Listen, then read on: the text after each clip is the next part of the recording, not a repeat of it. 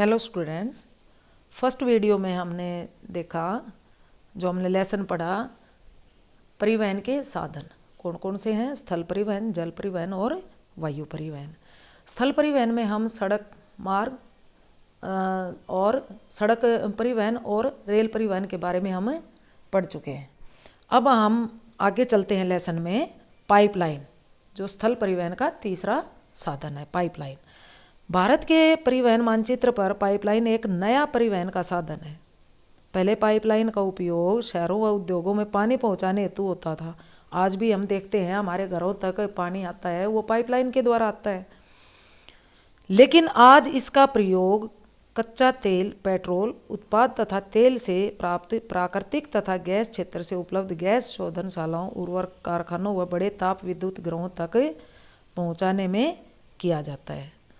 ठोस पदार्थों को तरल अवस्था में परिवर्तित कर पाइपलाइनों द्वारा ले जाया जाता है। यानी आज पाइपलाइन का उपयोग किस लिए किया जाता है? कच्चा तेल, पेट्रोल और तेल से प्राप्त प्राकृतिक तथा गैस क्षेत्र से उपलब्ध गैस शोधनशालाओं, उर्वरक कारखानों व बड़े ताप विद्युत घरों तक पहुंचाने में पाइपलाइन का प्रयोग किया जाता है। ठोस पदार्थों को तरल अवस्था में परिवर्तित कर पाइप लाइनों द्वारा ले जाया जाता है। दूर के भागों में स्थित शोधशालाएँ, यानी जो रिफाइनरीज होती हैं, जो इसको तेल शोधक कारखाने होते हैं, उनमें जैसे बरौनी, मथुरा, पानीपत तथा गैस पर आधारित उर्वरक कारखानों की स्थापना पाइपलाइनों के जाल के कारण ही संभव हो पाई है। यानी पाइपलाइन के कारण ही रिफाइनरीज इतनी दूर दूर पहुंच पाई हैं, जैसे बरौनी, मथुरा, पानीपत। अब अधिकतर जो हमारी गैस और पेट्रोलियम प्राप्त होता है मुंबई, आई, गुजरात का क्षेत्र या असम से होता है, तो वो पाइपलाइन के द्वारा इन रिफाइनरीज तक पहुंचता है और ये रिफाइनरीज तेल शोधक कारखाने उसको शोधन करते हैं। पाइपलाइन बिछाने की प्रारंभिक लागत अधिक है। यानी स्टार्टिंग में जब पाइपलाइन बिछाते हैं तो उसकी लागत बहुत अधिक है, लेकिन एक बार बिछाने के बाद उसको चलाने की जो लागत है वो बहुत कम है, बहुत ही कम है। और इससे परिवहन में ना तो देरी होती है और ना इससे कोई हानि होती है, क्योंकि पाइपलाइन के द्वारा आसानी से लिक्विड को भेजा जा सकता है और इससे लिक्विड वेस्ट भी नहीं होता। देश में पाइपलाइन परिवहन के 3 प्रमुख जाल हैं। ऊपरी असम के तेल क्षेत्रों से गुवाहाटी, बरौनी व इलाहाबाद के रास्ते कानपुर तक इसकी एक शाखा बरौनी से राजबंद होकर हल्दिया तक है। दूसरी राजबंद से मोरीग्राम तक है तथा गुवाहाटी से सिलीगुड़ी तक है। यानी असम के जो तेल क्षेत्र हैं वहाँ से गुवाहाटी, बरौनी व इलाहाबाद के रास्ते कानपुर तक है एक तो। दूसरा है बरौनी से राजबंद होकर हल्दिया तक है और राजबंद से मोरीग्राम तक तथा गुवाहाटी से सिलीगुड़ी तक है। दूसरा गुजरात में सलाया से वीरमगांव, मथुरा, दिल्ली व सोनीपत के रास्ते पंजाब में जालंधर तक और इसकी अन्य शाखा वडोदरा के निकट कोयली को चक्षु व अन्य स्थानों से जोड़ती है। ये आप इसमें रेल मार्ग का आपका मैप है, जो रेल मार्ग दिखा रहा है, प्रमुख रेल मार्ग। गैस पाइपलाइन गुजरात में हजीरा को उत्तर प्रदेश में जगदीशपुर से मिलाती है, जिसे हजीरा जगदीशपुर पाइपलाइन के नाम से जाना जाता है। यह मध्य प्रदेश के विजयपुर के रास्ते होकर जाती है। इसकी शाखाएं राजस्थान में कोटा तथा उत्तर प्रदेश के शाहजहाँपुर, बबराला व अन्य स्थानों पर जाती हैं। यानी हजीरा विजयपुर जगदीशपुर लाइन गुजरात में हजीरा है और मध्य प्रदेश में विजयपुर से होते हुए उत्तर प्रदेश में जगदीशपुर से मिलती है। इसको बोलते हैं हजीरा विजयपुर जगदीशपुर पाइपलाइन। फिर है जल परिवहन। भारत के लोग प्राचीन काल से ही समुद्री यात्राएं करते रहे। इससे नाविकों ने दूर तथा पास के क्षेत्रों में भारतीय संस्कृति व व्यापार को फैलाया है। जल परिवहन परिवहन का सबसे सस्ता साधन है। जो भारी सामान और अधिक जगह घेरने वाला सामान है, जो आकार में भी बड़ा है, उसके लिए जल परिवहन सबसे अनुकूल है। यह परिवहन साधनों में ऊर्जा सक्षम तथा पर्यावरण के अनुकूल है, यानी पर्यावरण प्रदूषण भी नहीं होता और ऊर्जा सक्षम भी है। निम्न जलमार्गों को भारत सरकार द्वारा राष्ट्रीय जलमार्ग घोषित किया गया है। जो अंतर्देशीय जलमार्ग हमने पिछले वीडियो में पढ़ा था लेसन में कि अंतर्देशीय जलमार्ग ये हैं हल्दिया तथा इलाहाबाद के मध्य गंगा जलमार्ग, यानी गंगा नदी में हल्दिया तथा इलाहाबाद के बीच नौकायन होता है, उसको बोलते हैं जलमार्ग संख्या 1। गंगा नदी में नौकायन के द्वारा परिवहन होता है और यह 1620 किलोमीटर लंबा है। दूसरा है सदिया व धुबरी के मध्य 891 किलोमीटर लंबा ब्रह्मपुत्र नदी जलमार्ग। असम में सदिया व धुबरी के बीच 891 किलोमीटर लंबा ब्रह्मपुत्र नदी जलमार्ग है, जो जलमार्ग संख्या 2 है, नौगम्य जलमार्ग संख्या 2।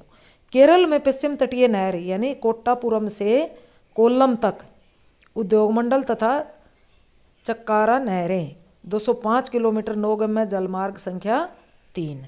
फिर राष्ट्रीय जलमार्ग संख्या 4 क्या है, काकीनाडा और पुडुचेरी नहर स्ट्रेच के साथ साथ गोदावरी और कृष्णा नदी का विशेष विस्तार 1078 किलोमीटर है। फिर अब मातई नदी, महानदी के डेल्टा चैनल ब्राह्मणी नदी और पूर्वी तटीय नहर के साथ ब्राह्मणी नदी का विशेष विस्तार 588 किलोमीटर, राष्ट्रीय जलमार्ग संख्या 5। कुछ अन्य अंतर जलमार्ग भी हैं जिन पर परिवहन होता है, इसमें मांडवी, जुआरी और कमजुआ, सुंदरवन, बराक केरल का पश्च जल है। इन सब के अतिरिक्त विदेशी व्यापार भारतीय तट पर स्थित पत्तनों द्वारा किया जाता है। पत्तन यानी बंदरगाह। देश का 95% व्यापार, 95% व्यापार समुद्रों द्वारा ही होता है। प्रमुख समुद्री पत्तन कौन कौन से हैं हमारे? स्वतंत्रता प्राप्ति के कच्छ में कांडला पत्तन पहले पत्तन के रूप में विकसित किया गया था। ऐसा देश के विभाजन से कराची पत्तन की कमी को पूरा करने, क्योंकि पहले कराची पत्तन से अधिक व्यापार होता था तो कराची पाकिस्तान में चला गया, और उस कमी को पूरा करने के लिए कांडला पत्तन को विकसित किया गया। और मुंबई से होने वाले व्यापारिक दबाव को कम करने के लिए भी इसका उपयोग किया जाने लगा। कांडला, जिसे दीनदयाल पत्तन के नाम से भी जाना जाता है, अंडरलाइन करें, कांडला पत्तन को दीनदयाल पत्तन के नाम से भी जाना जाता है। यह एक ज्वारीय पत्तन है।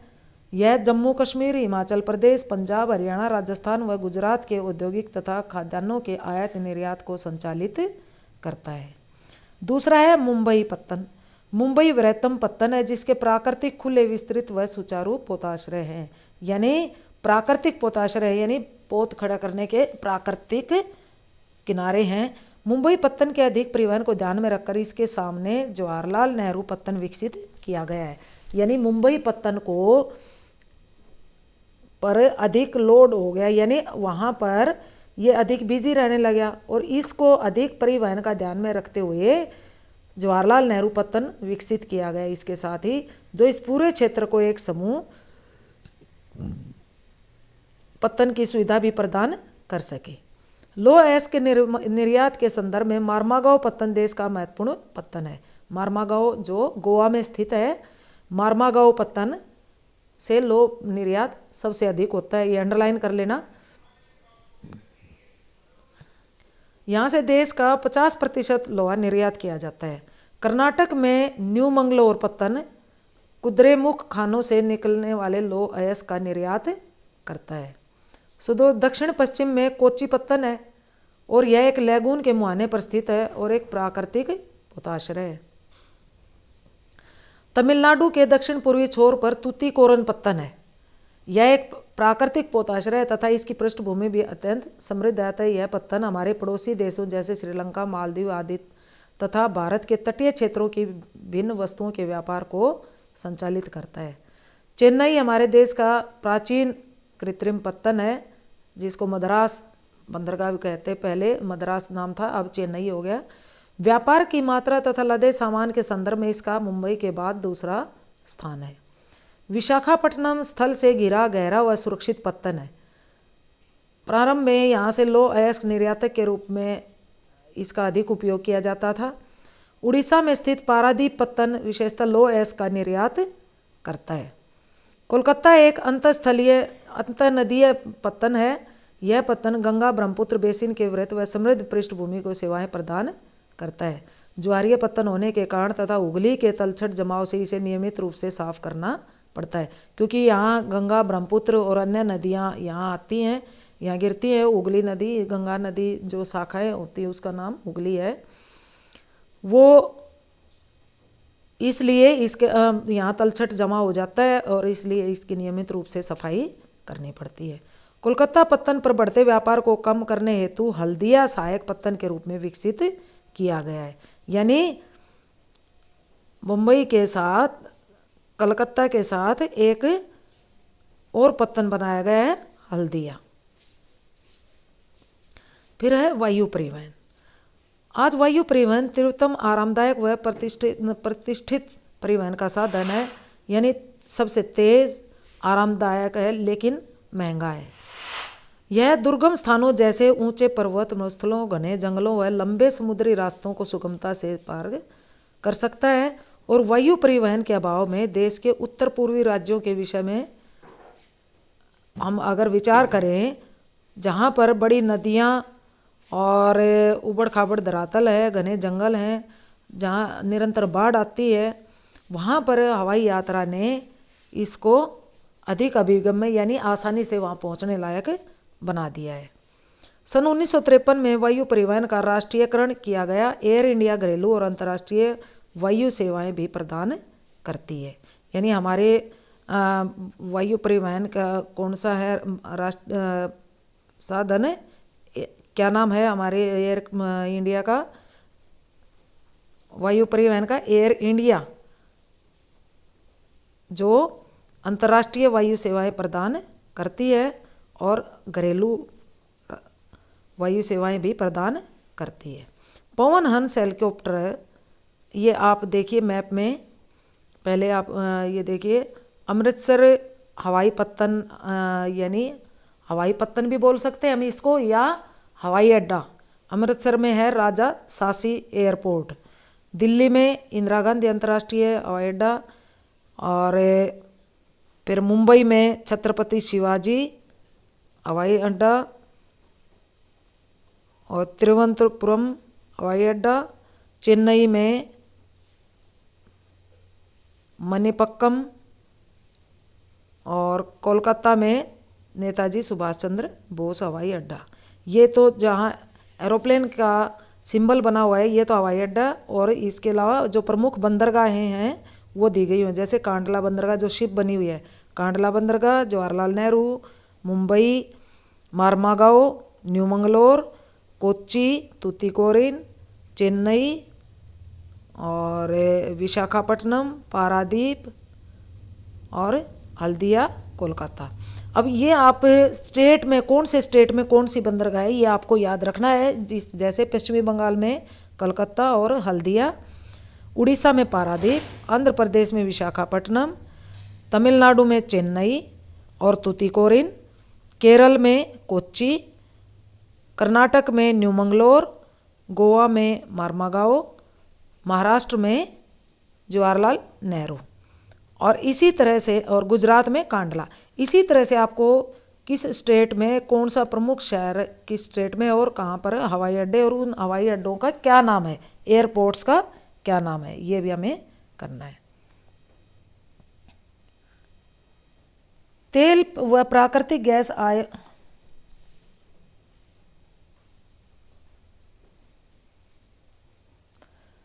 पवन हंस हेलीकॉप्टर लिमिटेड तेल व प्राकृतिक गैस आयोग को इसकी अपतटीय संक्रियाओं में तथा अगम्य व दुर्लभ भूभागों जैसे उत्तर पूर्वी राज्यों तथा जम्मू कश्मीर, हिमाचल प्रदेश व उत्तराखंड के आंतरिक क्षेत्रों में हेलीकॉप्टर सेवाएं उपलब्ध करवाता है। यानी पवन हंस हेलीकॉप्टर है वो इन क्षेत्रों में तेल, प्राकृतिक गैस आदि वहां पहुंचाता है।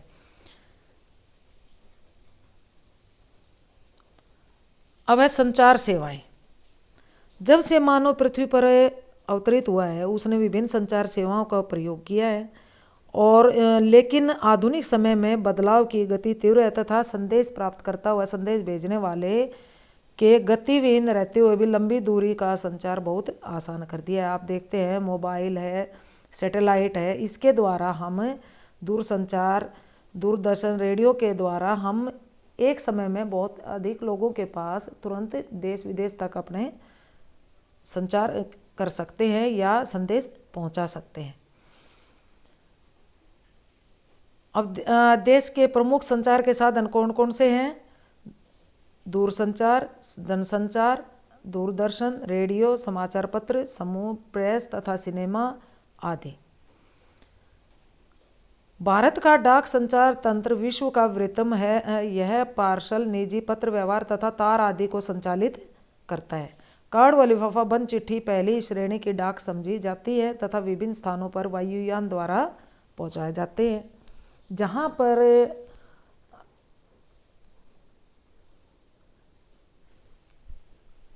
स्थल परिवहन से पहुंचना मुश्किल होता है वहां पर ये वायु सेवा के द्वारा या ये वायुयान द्वारा पहुंचाए जाते हैं। दूसरी श्रेणी की डाक में रजिस्टर्ड पैकेट, किताबें, अखबार तथा मैगजीन शामिल है। ये धरातलीय डाक द्वारा पहुंचाए जाते हैं तथा इनके लिए स्थल व जल परिवहन का प्रयोग किया जाता है। बड़े शहरों व नगरों में डाक संचार में शीघ्रता हेतु हाल ही में 6 डाक मार्ग बनाए गए हैं। यानी बड़े शहरों और नगरों में डाक संचार के लिए 6 डाक मार्ग बनाए गए हैं। इन्हें राजधानी मार्ग, मेट्रो चैनल, ग्रीन चैनल,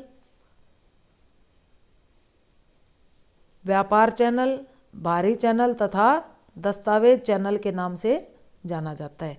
यानी डाक मार्ग कौन कौन से बनाए गए हैं? 6।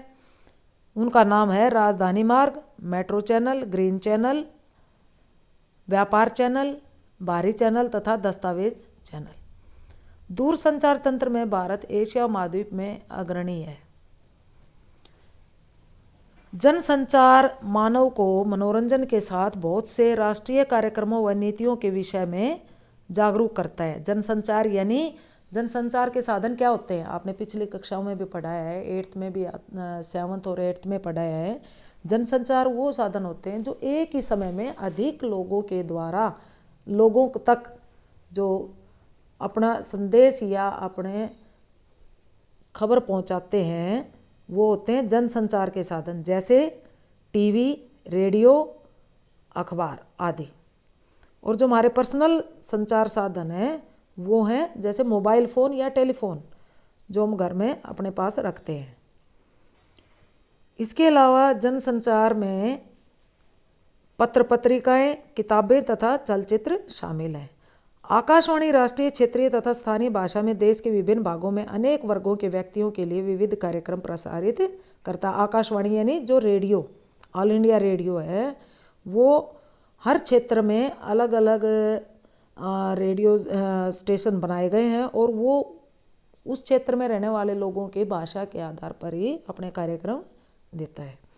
दूरदर्शन देश का राष्ट्रीय समाचार व संदेश माध्यम है तथा विश्व के वृहत्तम संचार तंत्र में से एक है।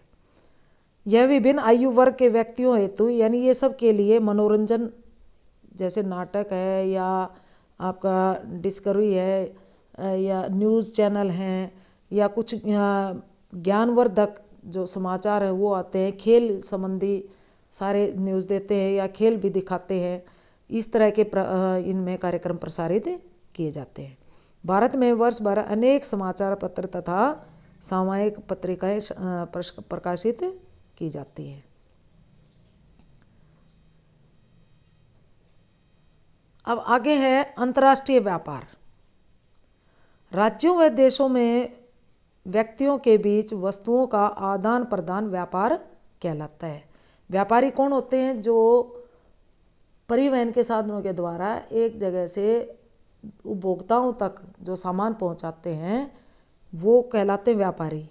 और जो राज्यों व देशों में व्यक्तियों के बीच वस्तुओं का जो आदान प्रदान होता है वो व्यापार कहलाता है। अंडरलाइन कर लेना इसको। बाजार एक ऐसी जगह है जहाँ इसका विनिमय होता है दो देशों के मध्य। यह व्यापार अंतर्राष्ट्रीय व्यापार कहलाता है। दो देशों के बीच होने वाला व्यापार अंतर्राष्ट्रीय व्यापार कहलाता है। और यह व्यापार समुद्री मार्ग से, स्थल मार्ग से द्वारा या हवाई मार्ग के द्वारा होता है। यद्यपि स्थानीय जो व्यापार है वो शहरों, कस्बों व गांवों में होता है। स्थानीय व्यापार क्या होता है? जो शहरों, कस्बों व गांव में होता है। राज्य स्तरीय व्यापार क्या होता है? राज्य स्तरीय व्यापार दो या अधिक राज्यों के मध्य होता है। अंडरलाइन करते रहना ये कि राज्य स्तरीय व्यापार क्या होता है, स्थानीय व्यापार क्या होता है, अंतर्राष्ट्रीय व्यापार क्या होता है।